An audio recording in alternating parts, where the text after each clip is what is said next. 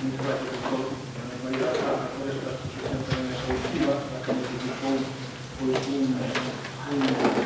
índice completo desta institución que son a Xunta do Reino de Galicia, ou a Xunta Central do Reino de Galicia, desde a Xunta da Edade Media, transcorrido por 34, en que morre, prácticamente, cando morre o Antigo Rei.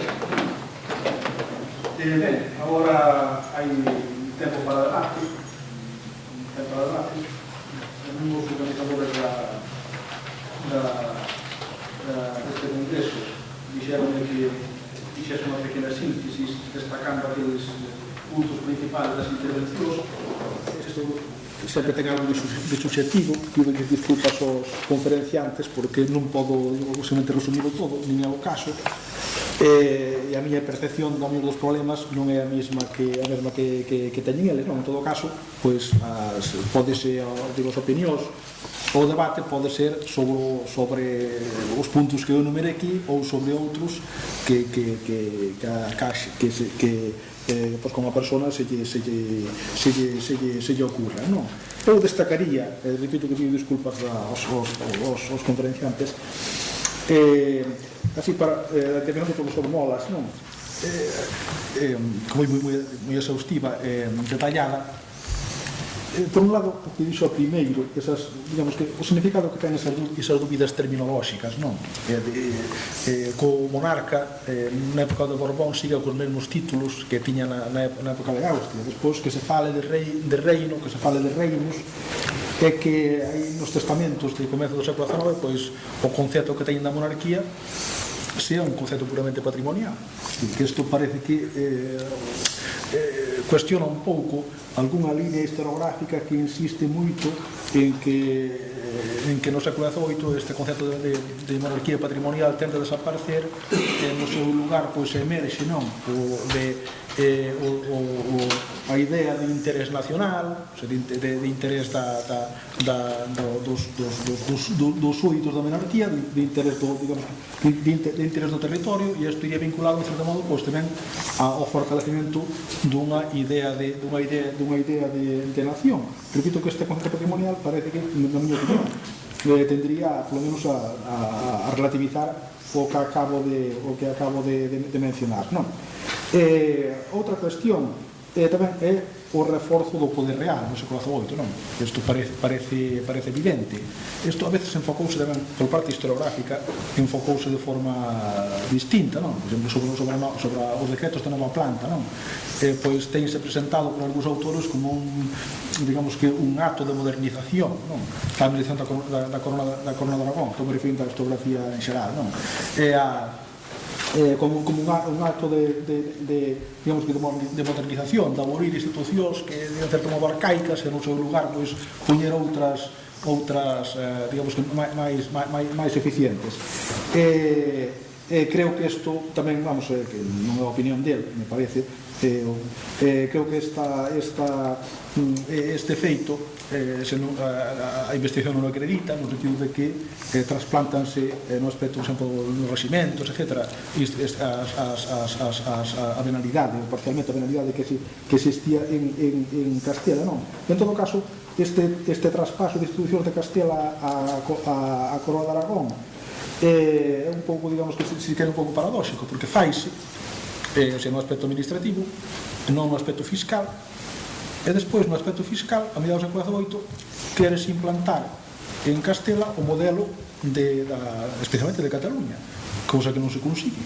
En Cataluña conseguírase, pero na Coroa de Castela o catastro en Senada, pois é sabido que fracasa, non? Pero eu creo que toda esta parte de reforzo do poder real, como isto se fai fundamentalmente a través da vía fiscal e da vía militar, como isto implica pois un maior control do territorio, o catastro en Senada, os mapas, é dicir, unha nova división provincial, ou polo menos unha reforma da división provincial.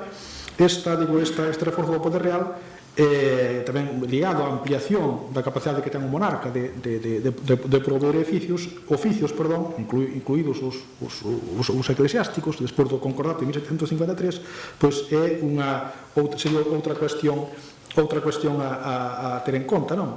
igual que o que señalou pois, ao final sobre a crise os debates que hai sobre os efectos da reforma administrativa no ámbito local e se esa administración local funcionaba ou non en vísperas da propia revolución liberal, non? De modo que se teñen algunhas cuestións sobre as que se podría, se queren articular o debate, non? Non sei se menciono, se facemos conjuntamente, entonces, as dúas cousas, porque máis porque máis a cousa que se repite, non? Ou que poden cabalgarse, non? Sobre a intervención do profesor Artaza, destacaría, por un lado, varias veces o mencionou, non? Esa, digamos que non hai realmente, a Xunta do Reino ten unha importancia, digamos que política, creo que indudable, non? Como símbolo da unidade do Reino, ainda que se internamente dividido en sete provincias, non? Pero que si é certo é que non hai, digamos que, ou non parece que exista unha identificación digamos que da xente que a Xunta, non? Como pode existir, por exemplo, en Cataluña, que hai unha identificación máis ou menos intensa da población con institucións, claro, que teñen moito máis poder e, sobre todo, son institucións que salvaguardan ou que personifican os foros, non? Ou as libertades, non? A liberdade. No caso de Galicia, pois esta identificación non existe. Incluso, pois hai bastantes queixas a veces de que as reunións da Xunta son moi largas e que eso, ao final, pois grava, non? Grava a población, xa que os gastos son compartidos ou repartidos entre as sete provincias. Eso probablemente explique pois, que a Xunta desaparecese sin pena nin gloria, non?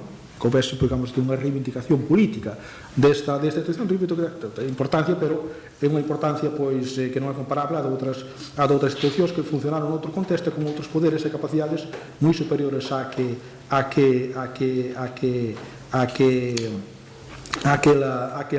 la tiña, non?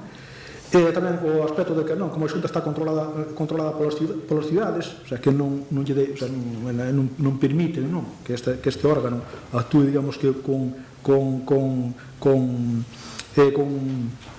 independencia, a actitude das autoridades, digamos que, entre comillas, tradicionais, e isto teria que ver tamén ca expresión do profesor Molas, no sentido de que en determinadas circunstancias o capitán xeneral e a audiencia póñense da parte das xuntas en contra das autoridades do fisco, en contra do intendente, non? E isto pasa a comenzos do século XVIII e pasa, sobre todo, a fines do XVIII, nos motins de 1790, que tuveron bastante repercusión, incluso na corte, e nestes motins das feiras, provocados por unha serie de reformas fiscales que teñen que ver, repito, co que señalaba o profesor Molas da reforma da ampliación do poder polo vía fiscal, intendencias, provincias, etc. Nestes motins, o capitán general especialmente púxose descaradamente de parte dos amotinados e das xuntas, non? Que estaban detrás, en certo modo, detrás dos motins e da propia audiencia. Por qué? Porque probablemente lles molesta, non? A competencia cun poder fiscal autónomo, que se lles escapa o seu control, non? Ben, outro aspecto do papel que tuvo a Xunta no fomento de actividades no 18, un papel limitado, pero en todo caso creo que non podemos perder de vista que Galicia no século XVIII tiña un peso demográfico e económico que xa quixera telo hoxe.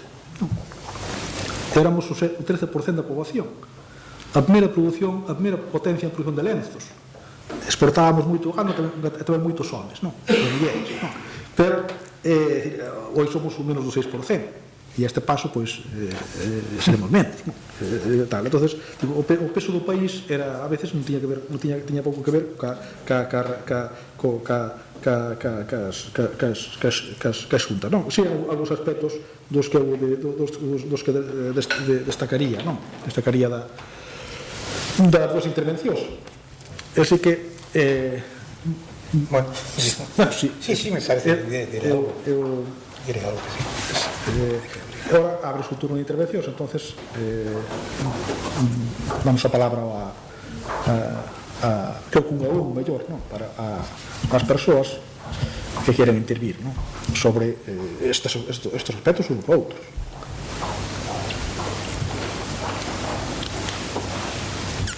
Sí. Por favor, para la transcripción después, digan el nombre al principio de la intervención. Hola, son Alfredo e la pregunta dirigida ao profesor Estel. Alfredo, ¿qué más? Alfredo Sola.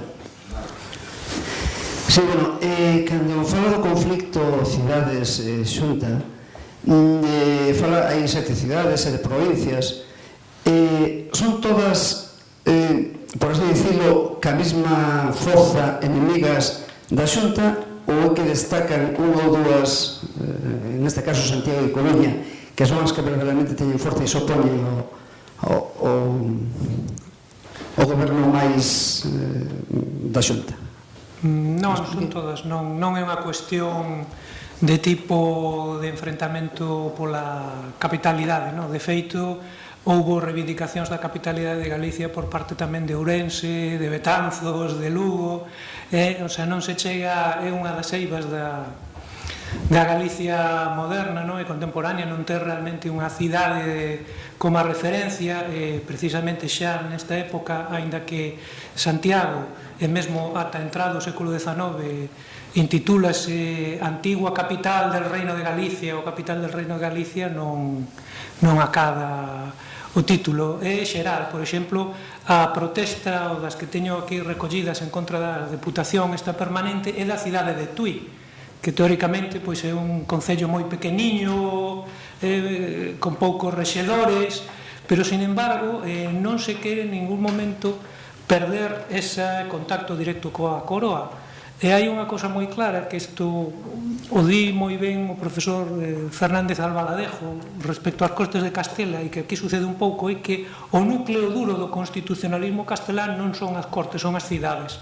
E no caso galego, por dicirlo tamén un pouco, o núcleo duro son esas cidades, que despois moitas veces non executan eses acordos da xunta, non? Por exemplo, hai un caso moi interesante que é o de Duque de Híjar, que en 1706 va manter un enfrontamento moi importante coas cidades galegas, porque supostamente el foi acusado de austracista, chegaron aí unhas falsas cartas, foi detido e tal, pero previamente, cando informa ao rei en sus cartas privadas, di que pedirlle ás cidades galegas, neste caso a Santiago, algo era unha parvada, que non valía para nada, porque o que eles dicían que sí, de contado, xa está aquí, pois que alongábase indefinidamente e que non servía para nada, non? Entón, elas finalmente, como son as que executan, teñen ese poder final. A xunta simplemente é unha intermediaria. Sí. Buenos días, soy Coro Rubio.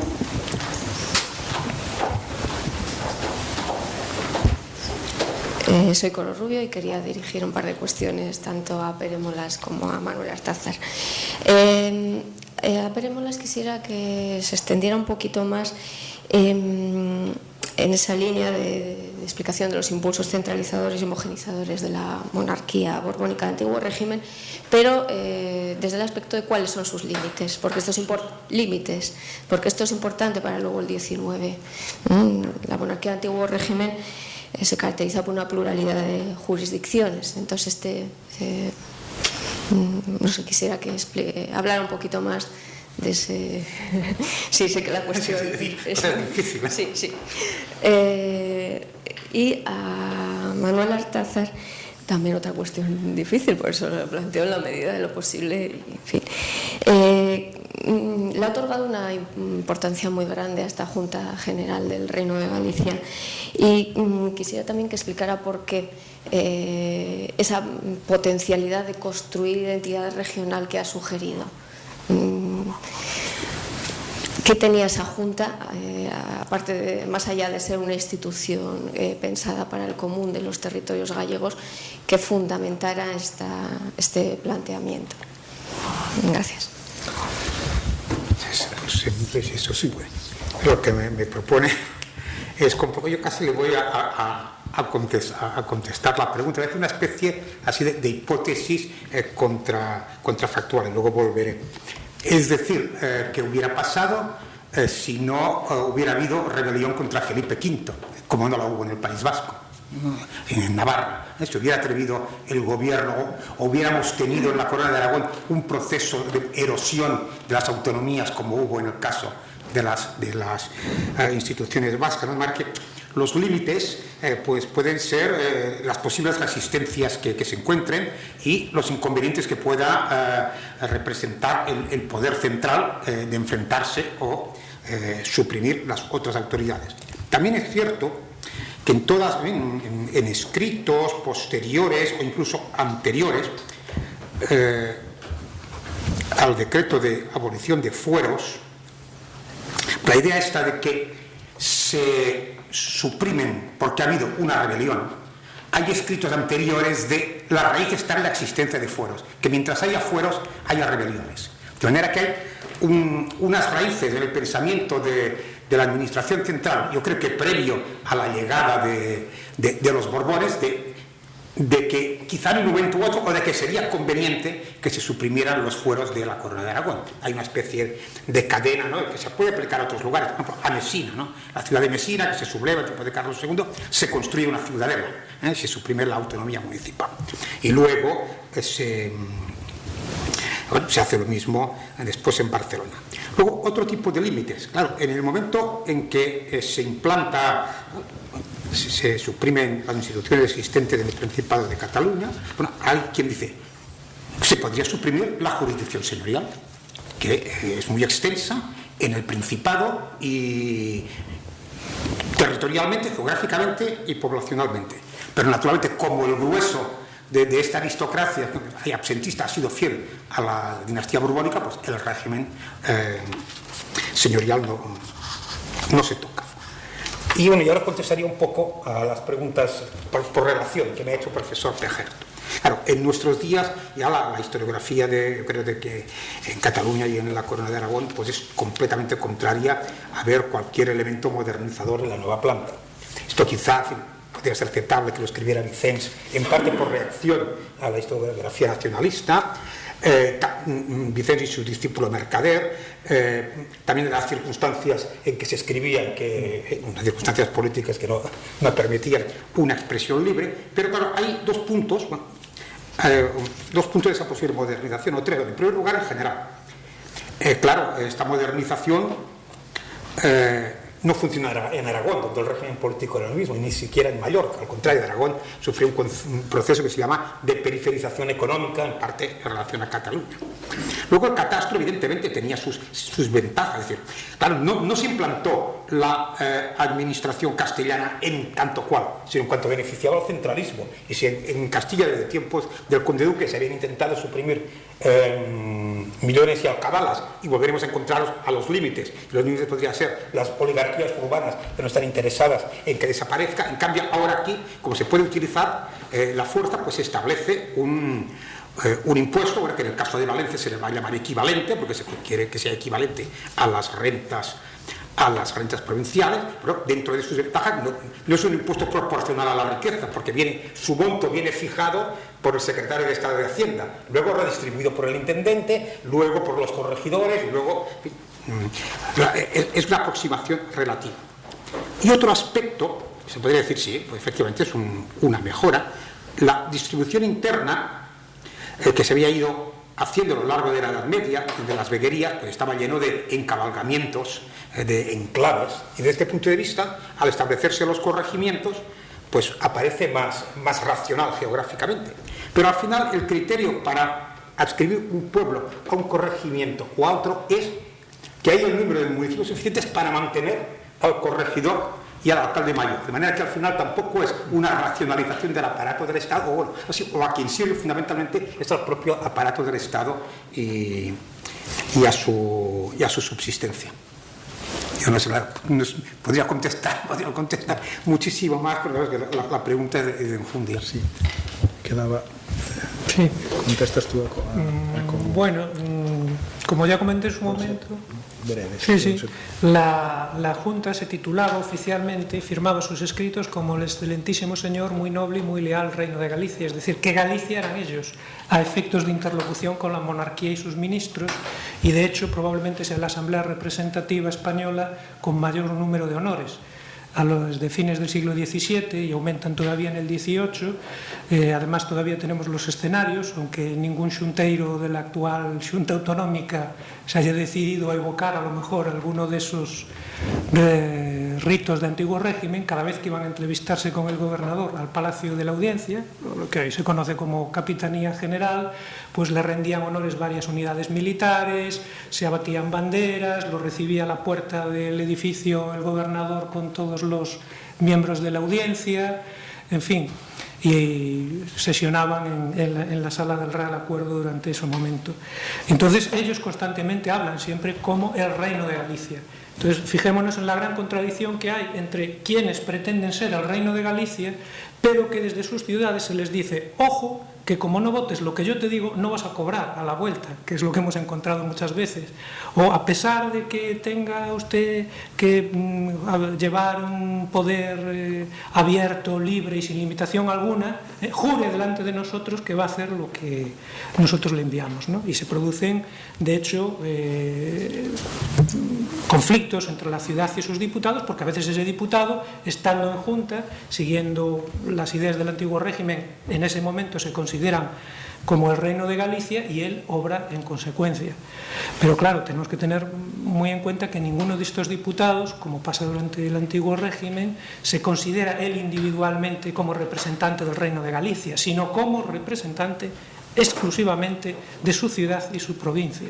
Solo cuando está reunido se convierte en representante del reino, que es la gran diferencia entre el mandato representativo de estos días y el mandato tradicional.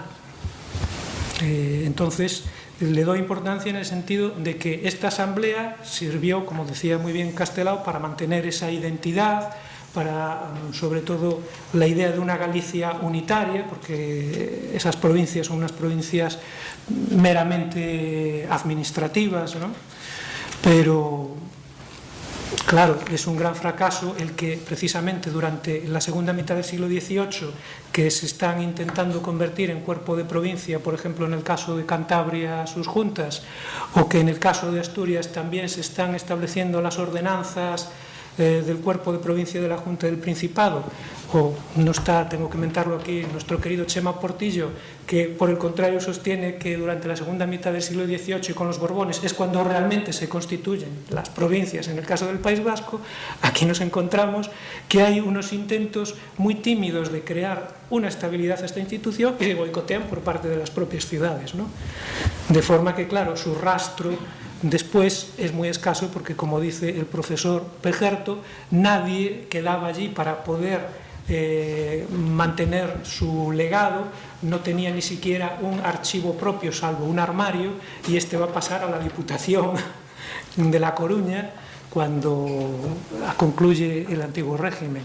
Entonces, claro, ese exclusivismo, esa apropiación termina siendo el talón de Aquiles de la institución, como pasa con casi todas las asambleas del antiguo régimen, donde sus reuniones son secretas, donde en este caso, salvo esa proyección pública de las salidas del reino, que eran muy espectaculares, porque además acompañaban a la Junta del Reino un cortejo de autoridades cívico-militares y pues todos los vecinos que deseasen, ¿no? Pues no tiene trascendencia. El rey, cuando acaba con esto, lo único que tiene que hacer es otorgar a las élites que participaban allí puestos en la Cámara de Próceres, en este caso, y no hay entonces un gran problema para mantener esta institución, ¿no? Que digamos que muere de forma natural, porque pierde primero su función y después está tan vinculada a un grupo concreto que cuando este grupo desaparece, ella también. Justo.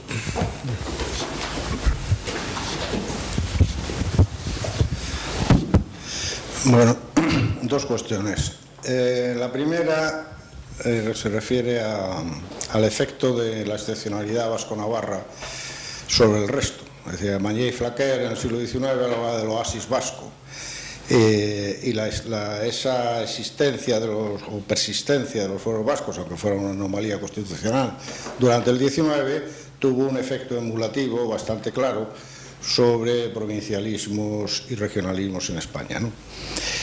Pero esa excepcionalidad vasco-navarra está en otras condiciones y en otro marco, pero está durante todo el siglo XVIII también. ¿Tuvo ese mismo efecto en la Cataluña del 18 o no?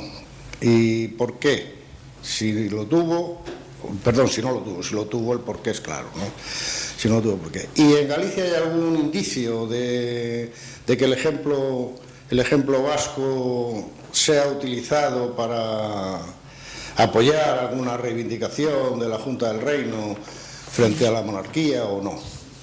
Esa es la primera cuestión. La segunda cuestión, Alexis de Tocqueville, como es bien sabido, en su obra El antiguo régimen y la revolución, concedía mucha importancia a la huella del antiguo régimen en lo que luego sería el edificio del sistema liberal. De hecho, decía que la centralización del sistema francés posterior a la Revolución Francesa no era ninguna novedad, sino que era simplemente una copia de lo que había pasado en el antiguo régimen. Con independencia de la veracidad o no de esta tesis, que es muy discutible, ¿en qué medida en España hay una deuda del diseño que se hará en Cádiz respecto de la planta del Estado en la monarquía absoluta? Sí. Vamos a ver. En primer lugar, lo ignoro. No sé si tendrá que repasarlo, si hay referencias en Cataluña del siglo XVIII a la existencia de una situación legal y fiscal distinta en las provincias vasco-navarras. Lo que sí que puedo decir es que en los municipios de las ciudades que tuvieron concedido voto a Cortes, que naturalmente habían pasado todos los filtros de fidelidad dinástica y de pertenencia a grupos sociales privilegiados, en cuanto se pudo, se reclamó el retorno a alguna forma anterior de autonomía fiscal, recurriendo al ejemplo de que la nueva planta fue consecuencia de una circunstancia de guerra. Ahora que ya ha pasado una generación y ya no hay guerra, ahora había que ir a unas circunstancias más normales. El propio Felipe V, si viviera, lo revocaría, lo cual, como no se iba a levantar de su tumba para decirlo, bueno, pues existe esta tendencia siempre que se puede, y luego cuando ya se puede más, en tiempos de las Cortes de Cádiz, es cuando, entre otras personas, pues Campaña da la frase de las armas de Felipe V más poderosas que las leyes, ahora que volverán a mandar las leyes a las armas, pues habrá que volver. Y luego, claro, plantea el tema de cómo se organiza el Estado liberal. Yo casi que voy a aprovechar que hay aquí un historiador francés para hacerle una pregunta, que ya le hice a otro historiador francés, a Jean-Pierre Dedieu. Bueno, hay como dos preguntas. Si yo no me equivoco, la creación de departamentos es de 1790. ¿Me equivoco? No me equivoco. Por tanto, todavía bajo régimen monárquico, con la Constitución monárquica. Lo digo porque en la literatura política actual catalana se critica mucho el Estado centralizado español como jacobino, y por tanto a cada uno lo suyo. Esto es previo a los jacobinos. Luego, lo que yo le pregunté a Jean-Pierre Dedieu, bueno, la República Francesa se proclama una e indivisible. ¿Había tal necesidad de hacerlo? Se tenía que salir al frente Y entonces, bueno, llegamos a las discusiones que se plantean en las Cortes de Cádiz, en los cuales se puede decir que los diputados más progresistas, como Muñoz Torrero, son los más favorables a una división provincial homogénea, y en cambio los diputados procedentes de la Corona de Aragón dicen, bueno, no podrán hacer ustedes nunca que los catalanes los olvidemos, que los valencianos. La lástima es que algunos de estos diputados valencianos, como Borrull o aragoneses, al mismo tiempo eran muy defensores del antiguo régimen estamental, de los gremios, incluso de la Inquisición, y esto creaba ahí una cierta disyuntiva. Pero entonces nos encontramos con esta cuestión peregrina, claro, que desde 1833-34 no existe administrativamente hasta la Constitución actual, regiones constituidas en España, y todos hemos estudiado que Galicia tenía 4 provincias. Y bueno, esto no tenía ninguna traducción institucional, y derivaba de ningún texto, ¿no? Derivaba de o que Andalucía tenía 8, cuando Andalucía no había tenido ninguna institución única, ¿no? De manera que, efectivamente, es una huella no únicamente de un antiguo régimen institucional, sino también de realidades socioculturales, como la de Andalucía. Pero es lo que se refería el presidente de la Fundación, a esta dualidad entre provincias y comunidades autónomas. Y yo soy correspondiente de la Real Academia de la Historia. Es decir, consulten el anuario, los correspondientes están distribuidos por provincias, todavía no por comunidades autónomas. Mientras que la Real Academia Española sí los tiene ya agrupados por comunidades autónomas, lo cual es más constitucional. Es un debate fundamental. Bueno, yo simplemente respecto a eso sí que se cita en algún momento, cada vez que se intenta conseguir alguna diputación de estas permanentes, como por ejemplo con el caso de la dirección de la administración de la red viaria gallega en el siglo XVIII, que es una de las luchas de la Junta, ¿no? Intentar conseguir que se gestione, que se administre esto, sí que sale en un momento a las provincias vascas, pero sin embargo el referente que encuentro más respecto a esto son reinos y el reino de Navarra. Y después, por otro lado, también esto dependería, creo que en cuanto se puede hay que hacerlo, un estudio prosopográfico, porque la Junta del Reino está cuajada de nombres y apellidos vascos y de personajes que son de segunda generación, claro, es aquí. O sea, el marqués de Almeida se apellida Zuazo y Mondragón, que además el escribano lo escribe Suazo y Mondragón, evidentemente, con lo cual uno se vuelve loco a ver si es Suazo, si es Suazo, o si es Suazo. El secretario que está tomando esto se apellida Cayo Hacha. Tenemos un contacto muy estrecho y es probable que las ideas circulasen, ¿no?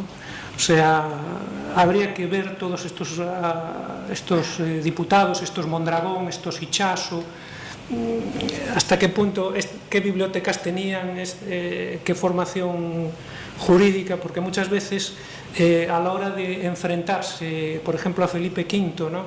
Se desprecia un poco, bueno, esta gente cómo lo hace con la cultura que tenían, con la cultura de la universidad de la época, como acabo de decir, desplegando lo que eran pues las leyes de Castilla, la nueva recopilación, donde dice que para imponer impuestos el rey tiene que convocar cortes, en que en casos de asuntos graves tiene que llamar a la monarquía, y entonces, como participa un alto número de juristas en esta institución, pues es un tema también a ver. De hecho, es precisamente el que alcance el título de Cortes que un regidor coruñés, en 1808 me refiero, Francisco Javier Somoza de Monsoriu, autor de Estorbos y Remedios de la Riqueza en Galicia, sea el diputado de La Coruña, y que precisamente él consiga uno de sus puestos de la audiencia de Galicia cuando está en el cargo de diputado de La Coruña en la Junta del Reino, ¿no? Aprovechando que el Pisuerga pasa por Valladolid, eso que nos ha negado la monarquía, porque son bastantes las solicitudes de que se reserve plazas a los gallegos en la audiencia de Galicia, se consiga, donde además también aparece, como diría uno de mis colegas, un galleguismo de oportunidad, porque es decir, uno de los fundamentos de pedir que se reserven plazas a los naturales del reino es que ellos pueden entender a los habitantes de Galicia, pero sin embargo en toda la historia de las juntas no hay una defensa explícita del idioma gallego, sino que por el contrario lo único que se llega a registrar, aunque no se le da curso, es verdad, es una petición de otro célebre jurista gallego, el señor Arbella de Puga, que lo que propone es un método para enseñar el castellano en todas las aldeas, para que así, de una forma pues divertida, dice él, como unos juegos, se pueda aprender el castellano más fácilmente, y el gallego que se conserve en buena hora en algún diccionario para recuerdo de las gentes, ¿no? Bueno, en todo caso, bueno, aprovechando que en relación con esto, y brevemente, que Somoza de Monsoriu, por cierto, tenía un elevadísimo concepto de las juntas del reino y del diputado general, y habla continuamente de que es el representante de la nación en Madrid y reitera ampliamente esta cuestión, ¿no? Y en cuanto a los jueces que eran de la audiencia, ya dijo el profesor Molas que en el siglo XVIII hay algunos más. Uno de ellos fue precisamente Rebella de Puga, que llegó a presidir la sala del crimen, y bueno, una de las quejas del marqués de Sargadelos despois do motín era que decía, quen poderá creer que Rebella é imparcial? Dice, porque como son estranxeiro e non son galego, pois non tramita o expediente, tal. Ao final, pois, efectivamente, solicitaron un indulto por os amotinados, non? Para a desesperación do marqués de Sargadelos. Perdón. Sí, una pregunta. Soy Jean-Philippe Luis de la Universidad de Clermont-Ferrand. Una pregunta para Manuel María de Artaza. Es para saber si le parece que el caso de Galicia puede ilustrar el hecho de que la construcción en el 19 de un Estado-nación puede existir apoyándose sobre los poderes locales o apoyándose sobre el nivel de los municipios, de los ayuntamientos, contra el nivel regional, contra el provincialismo. Es un poco el modelo del liberalismo progresista. Hablo bajo el control de Maricruz Romeo, que ha escrito mucho sobre ese tema. Es un poco lo que ocurrió también en Italia. El Risorgimento italiano se ha apoyado sobre el nivel local, las ciudades, contra el nivel provincial. ¿Qué le parece? Es muy complicado, nos llevaría a hablar durante bastante tiempo. Algo de eso yo creo que hay, ¿no? La base del liberalismo está en las ciudades y lo primero que hacen, como nos contarán nuestros colegas, precisamente los liberales, es que los actuales 315 municipios de Galicia en la época de la Constitución de Cádiz llegaron a ser 400 y pico. Es decir, que los multiplicaron intensamente, ¿no? Jugaron esa baza de crear ese desarraigo. Pero por otro lado, en el caso gallego hay una cosa en la cual no incidí en este momento, y es que a lo largo de toda la historia la élite dirigente gallega juega a incardinarse dentro del aparato de la monarquía absoluta. Es decir, que tiene mucho interés en conseguir, como pasa por ejemplo con la pequeña nobleza bretona, ¿no? Esta nobleza intermediaria, puestos al servicio de la administración del rey. Y entonces yo creo que eso facilita también bastante el tránsito, ¿no? Hacia lo que será después el Estado liberal. Ellos lo que tratan es de utilizar, precisamente como dice el profesor Pejerto, y está muy claro en la Junta de 1808, el gran peso demográfico de Galicia para que tenga más representatividad en las Cortes. Dicen, ojo, que nosotros somos los que tenemos que tener aquí más diputados porque tenemos la población más extensa. Pero lo que se detecta a lo largo del tiempo, aunque hay de vez en cuando estas amenazas encubiertas, bueno, a veces se hace como una especie de finta, ¿no? De volver ahí algún tipo de alianza con Portugal, lo que se desea y lo que se anhela es los puestos de la promoción en la administración central o el dominio del reino, ¿no?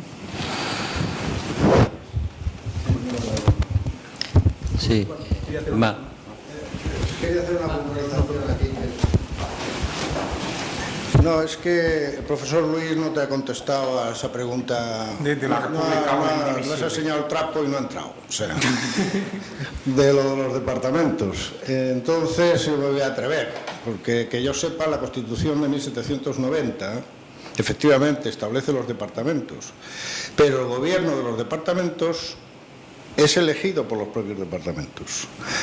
Y no hay una conexión, no hay una subordinación establecida en la Constitución del 90 entre el gobierno de los departamentos y el gobierno central.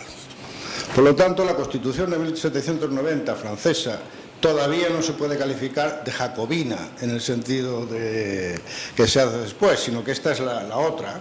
Después de que se han sublevado, ha habido sublevaciones provinciales, después de que esa autonomía departamental se ha utilizado por algunos contra la propia revolución, cuando ya viene la otra Constitución, la segunda, y ahí sí que ya está el esquema jacobino, pero igual estoy diciendo una barbaridad, no sé. Profesor Estrada.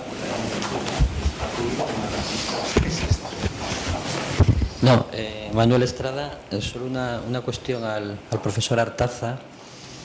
Al comenzar su intervención mencionó que, bueno, tras el lapsus ese a partir de 1834 que desaparece la Junta del Reino, que luego parece ser, si entendí bien, que se comienza a reivindicar, comienza a pensarse otra vez no digo que ese modelo de junta, pero sí en clave provincialista, a partir de movimientos liberales, ¿no? Ha dado una serie de nombres de personajes. Y claro, esto choca con la idea que yo tradicionalmente tengo de la recuperación mental de estas juntas que se extinguen con la consolidación del antiguo régimen, que en otros territorios del norte de la península, concretamente del que yo provengo, que bueno, no es un modelo, no es el modelo gallego ni el modelo asturiano y ni mucho menos el modelo vasco. Cuando se comienza a reivindicar estas juntas, lo es en la segunda mitad del siglo XIX, y avanzado incluso el siglo XIX, cuando comienzan a generalizarse otras corrientes de pensamiento mucho más allá que el mero liberalismo progresista, como elemento de defensa de un patrimonio propio, como elemento de defensa de una palabra de la hidalguía y como reminiscencia del último movimiento carlista. Vinculado en mi tierra no a instituciones propias, que aunque aquí se ha dicho y se lo agradezco mucho, no creo que llegasen nunca a cuajar ni a existir, pero sí al menos vinculado a un movimiento de carácter romántico, de carácter literario, de carácter estético, en una palabra, y sobre todo, ya digo, de corte literario, pero nunca vinculado a movimientos liberales, ni mucho menos más allá que el liberalismo. Es decir, todos los personajes que reivindican a finales del siglo XIX, comienzos del siglo XX, la vieja Cantabria, lo están haciendo en claves puramente del más puro y rancio tradicionalismo.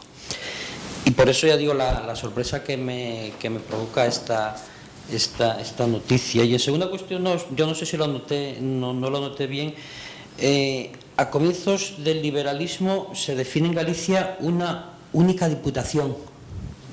No sé si lo anoté bien. Es una diputación única. En el marco, supongo yo, que sea del proceso de debate de la división territorial de Cádiz.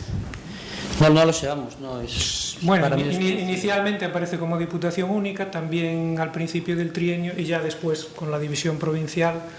Lo que sí ya se atisba, por ejemplo, en el año 1813-14, que hay esa división que anunciaba Philippe Bauzá, que se iba a ejecutar, ¿no? Y de hecho hay un contencioso importante entre Betanzos y A Coruña, porque se obliga, por causa de, en fin, en principio parece ser que hay una manipulación del grado de las elecciones de parroquia, a que, contra lo dispuesto en la Constitución, los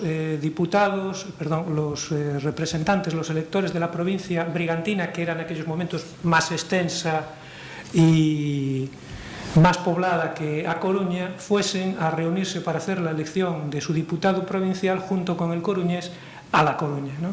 Entonces hay un escrito que se envía rápidamente por la Diputación brigantina que es muy sintomático, porque dicen el concejo tal de la muy noble y leal villa tal, antigua capital de provincia y sigue por ahí esa reivindicación. Entonces parece que ya está por ahí en marcha por lo bajini, ¿no?, la división provincial, pero inicialmente yo creo que respetan esa herencia y además les viene muy bien, porque incluso a la Diputación, a la Junta del Reino de Galicia, algunos de los ministros ilustrados, como sus miembros se llaman habitualmente diputados, pues le llaman diputación. Entonces se juega también con ese efecto de enmascaramiento, ¿no?, para las élites. Bueno, si al final, y si nos fijamos un poco, pues también son 7, hay una composición por lo tanto parecida, hay esa función de fomento, también nos dedicamos a repartir tributos y cargas militares, ¿no? No sé hasta cierto punto, ¿no?, si estos modelos de las juntas provinciales tuvieron un papel inspirador, ¿no?, pero eso no lo dirá en la creación de las diputaciones en este primer modelo, vamos, gaditano al menos.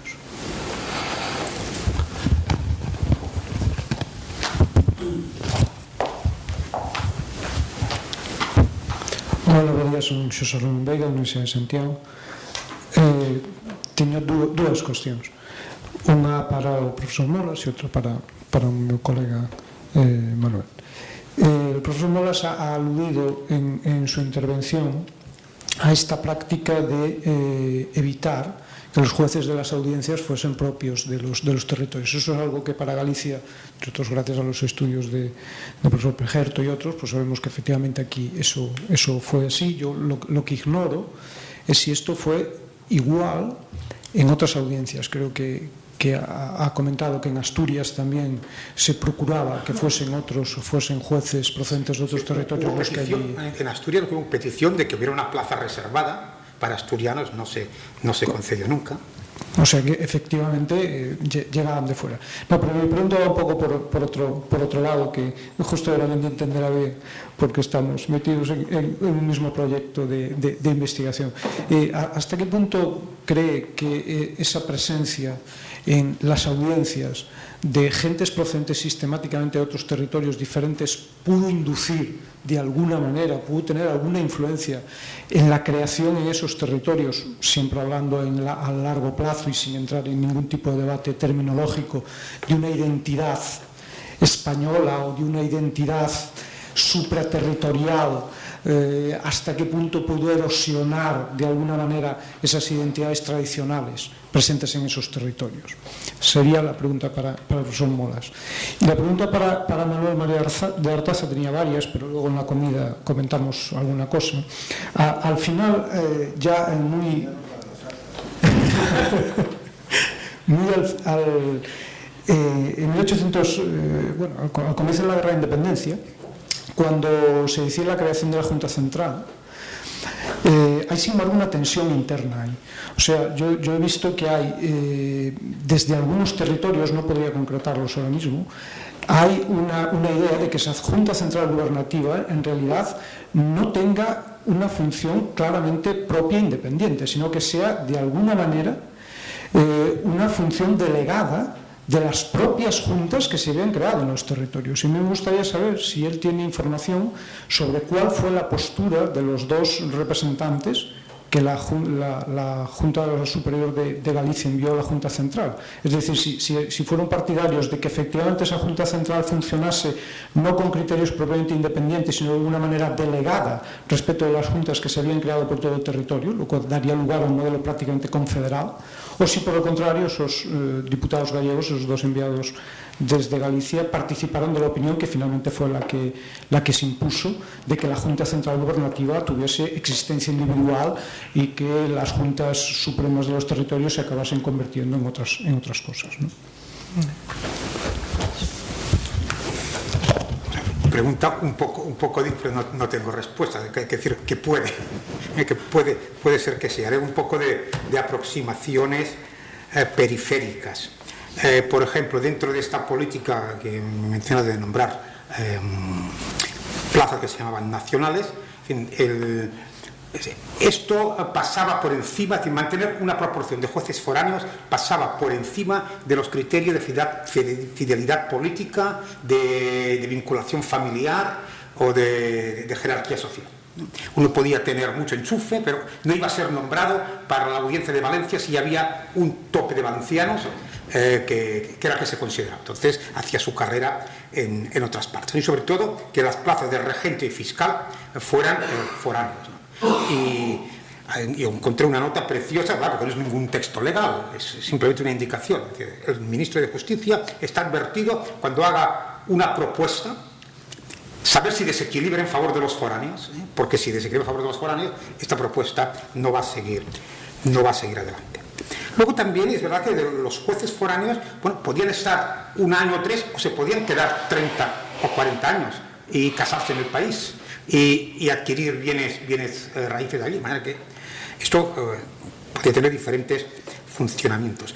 También que sobre todo quizá en los momentos de nueva planta, los primeros años de rodaje del régimen borbónico, hay queja de los ministros foráneos de que los naturales están todavía apegados a sus antiguos usos administrativos o a sus antiguos usos procedimentales, sobre todo si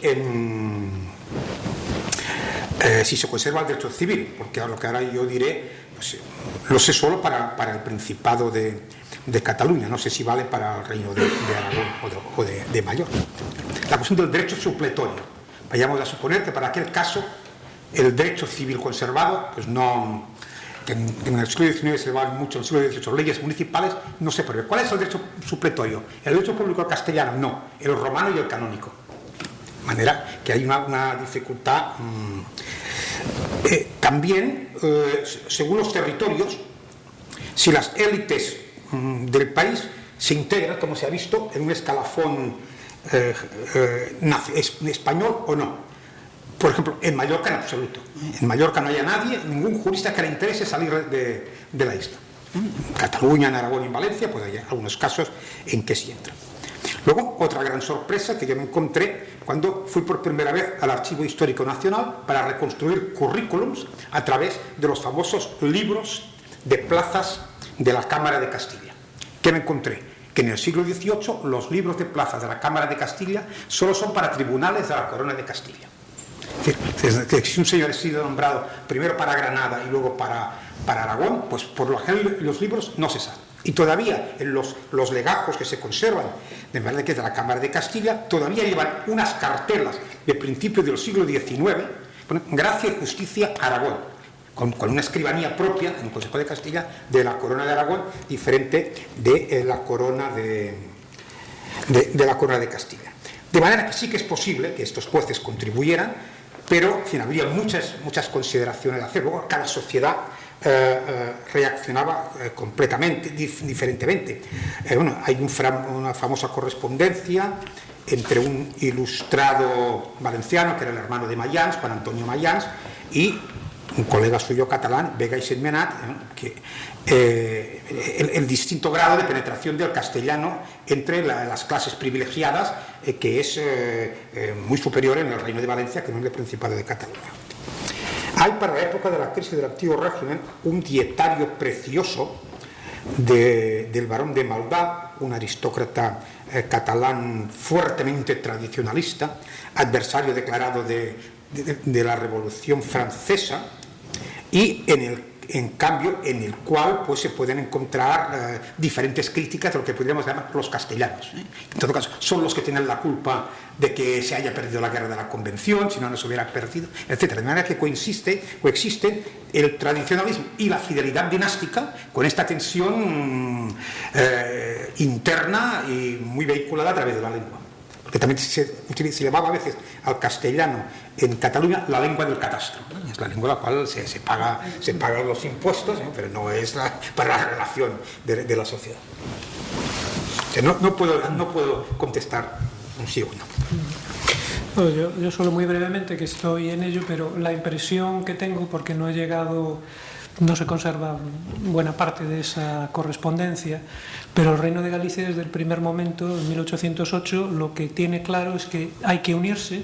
Rápidamente es el primer, yo creo que reino peninsular que pide que se celebren unas cortes, después trata de que se celebren en territorio liberado y entonces convoca a las juntas de Castilla, León y Asturias. Los asturianos después no van ahí, y sí que hay unas acusaciones de federalismo contra la Junta del Reino, pero yo creo que es más bien por el temor y por la capacidad que tuvo el Reino de Galicia en aquellos momentos de poder dirigir un ejército propio, de poder dirigir también unas relaciones internacionales enviando a Inglaterra a sus propios representantes o un virrey al Río de la Plata, y entonces quizás eso dio lugar a ese malentendido, pero creo que hay una fidelidad muy clara y una tentativa de reconstruir rápidamente el conjunto.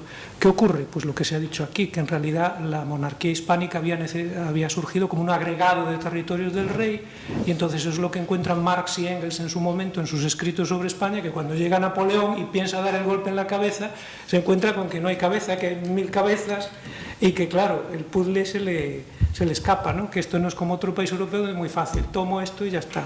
No, aquí todavía, y es lo que tiene la Junta y todo esto, se mantiene esa esencia de la diferenciación, que por otro lado la propia monarquía la conserva en esas titulaturas de las que hemos hablado, que llegan constantemente hasta el final, en esa idea de rey de las Españas, y que finalmente Cádiz precisamente es donde viene el gran shock, ¿no? Acaba con todo eso de un plumazo, empezando por decir esto no es patrimonio de nadie lo puede enajenar, cosa que ya lo decían también las Cortes de Castilla, o supongo que las de Cataluña, pero ahora se deja claro, ¿no? En relación únicamente co que dicía ahora o profesor Molas do Barón de Maldá, comentar que o Dietari, que creo que son 50 e tantos tomos, día a día, desde 1760 hasta 1800 tal, está escrito en catalán, porque o catalán como lingua de escritura, a pesar da nova planta, conservouse normalmente, na escritura privada, nos protocolos, na documentación parroquial, creo, incluso o Valdir e Rexac, dá un nome a calle onde estuvo a facultade de Xeografía e Historia durante un tempo, pois é o eclesiástico autor dun manual para a enseñanza de nenos en que defende, bueno, un sino catalán castelán, ¿no? Pero en catalán tamén, ¿no? ¿Me permite, profesor Tejerzo, contestar a la primera pregunta que me ha hecho al principio? Porque es una curiosidad. No tiene que ver lo que estamos diciendo ahora. Sobre esta perduración de la monarquía patrimonial que conocemos en España. Todos sabemos, y seguramente todos contestaremos, que la guerra de los 100 años se acabó en el siglo XV, ¿no? Una guerra porque los reyes de Inglaterra fueran reyes de Francia, se acabó en el siglo XV. ¿Sabe cuánto se conservaron las flores de lis en el escudo de los reyes de Inglaterra? Hasta 1801. Hasta 1801 había las flores. Todavía no se había dejado del todo que pudieran ser reyes de Francia los reyes de Inglaterra. De que los monarcas, en parte por tradicionalismo y por no ceder nada de lo que se tiene, se conservan. Ya vemos que el antiguo régimen es proclive a conservar, a crear nuevas instituciones sin suprimir del todo las que hay antes. Y pues así siempre era más fácil. El lema de los reyes de Inglaterra sigue estando francés. Dieu mon droit y el honi soit qui malipans. Alguna cuestión máis? Bueno, todos creo que cumprimos os cometidos, cumprimos o horario. E agradezo aos ponentes as súas intervencións e aos asistentes tamén pois o seu traballo.